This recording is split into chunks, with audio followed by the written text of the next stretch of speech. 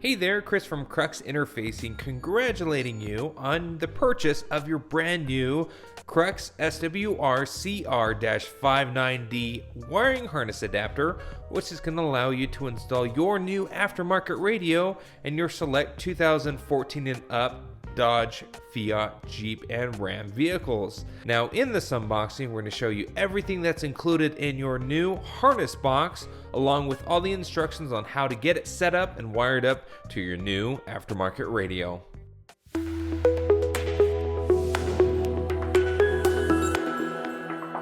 See, it fits a ton of different year makes and models from 2014 and up, and specific install notes just to be aware of. With this specific harness, it doesn't retain the factory camera with the LVDS connection.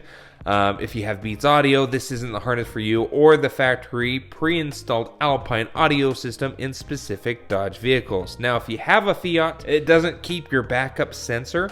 And once the radio is removed, the outside temperature will no longer be present on the information cluster.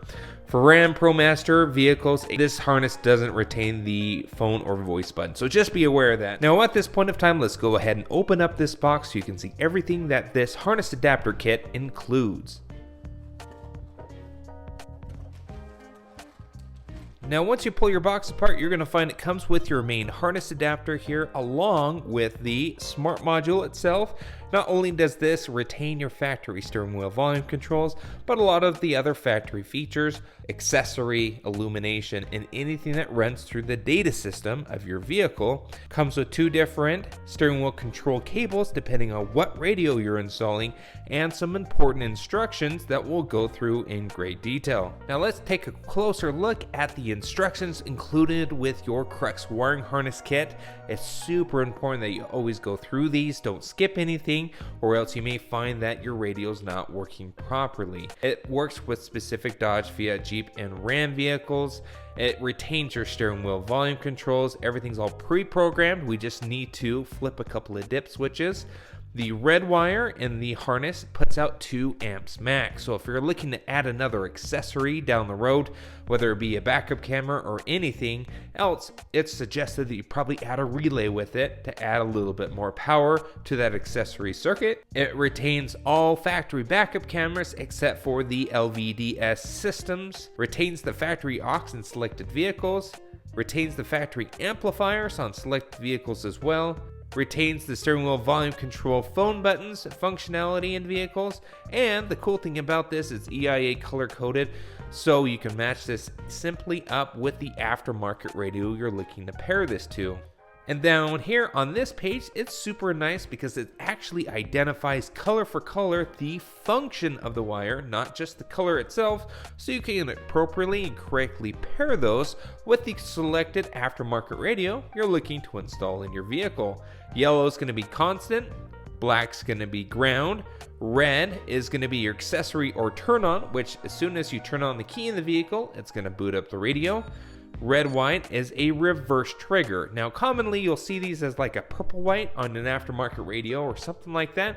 Keep in mind that Crux has coded theirs as red white. Vehicle speed sense, which your radio may or may not use depending on the type of radio that you're installing. If you have something like wireless CarPlay and Android Auto, or a high-end one with navigation built in, you're going to need this vehicle speed sense. Orange is your illumination or dimmer wire, so as soon as you turn on the headlights, it's going to dim your radio so it's not so bright at night. Blue white is super important because that is your amplifier turn on wire.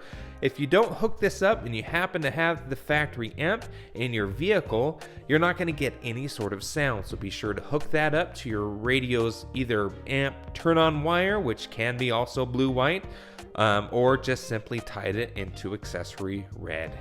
Then finally here we have listed out the speaker colors, which are gray, white, violet, and green. Each set is going to have one with a black striped wire, which is going to indicate the negative over the positive. And then lastly here, you're going to see there's going to be a yellow, a white, and a red RCA cable. The white and the red are going to be your auxiliary input if your vehicle is equipped with an aux.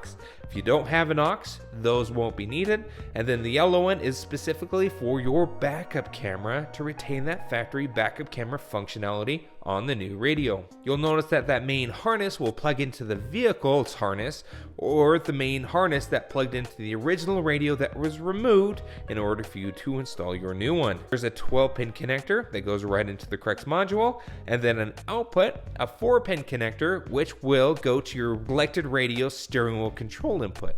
So that'll retain the buttons on the steering wheel with your new aftermarket radio. There's going to be two different options, option A or option B, depending on, again, what type of radio that you're installing. We'll cover that a little bit more in depth detail here in a moment, because you'll notice on the side of your Crux module, there's some dip switches. Now, speaking of those dip switches, on page 2, depending on the radio that you're looking to set up, we need to program, or at least tell our module, what radio is being installed in the vehicle so it can appropriately program for you on your behalf the dip switches to make those buttons work on that new radio. Now, what you'll need to do is basically go through and find your radio listed here. For an example, let's say we're installing a Pioneer radio. So what we're going to do is go through this list. Oh, we found our Pioneer. We're going to go ahead and essentially select our dip switch, our 3 dip switches on the side.